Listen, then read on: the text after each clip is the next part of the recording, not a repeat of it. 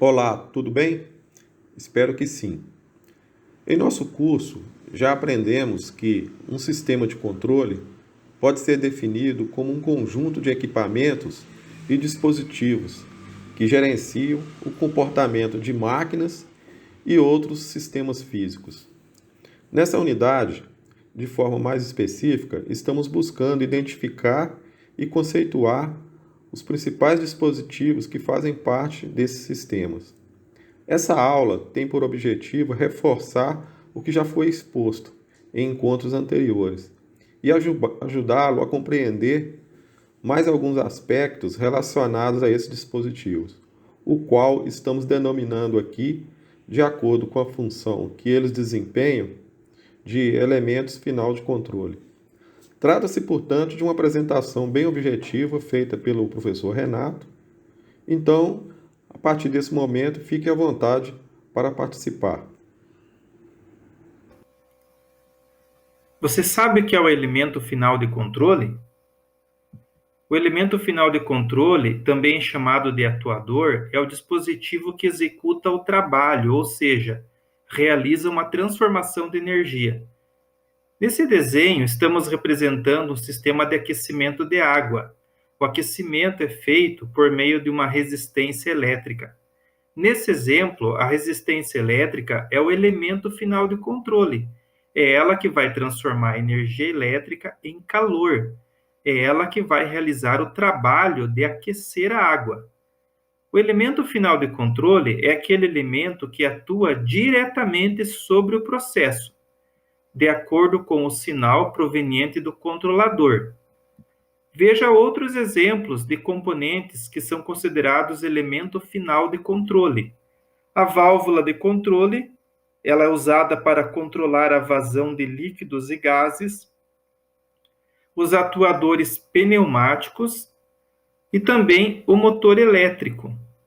Nesse vídeo vamos falar um pouco sobre o motor elétrico e os atuadores pneumáticos.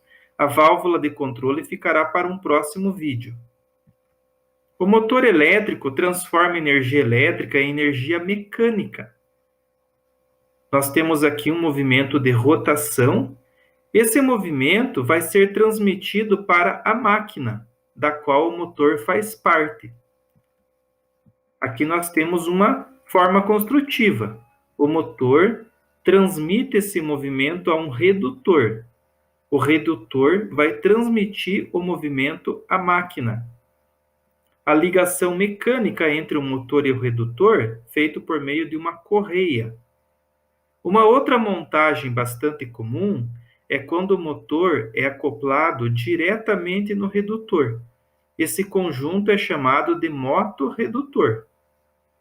Como nós podemos fazer quando precisamos variar a velocidade da máquina? Quando nós precisamos variar a velocidade da máquina, nós devemos utilizar um equipamento eletrônico chamado inversor de frequência. O inversor de frequência recebe energia da rede de alimentação e transfere essa energia para o motor. O controle da velocidade é feito por meio do controle da frequência. Variando a frequência em Hertz, nós também conseguimos variar a velocidade do motor.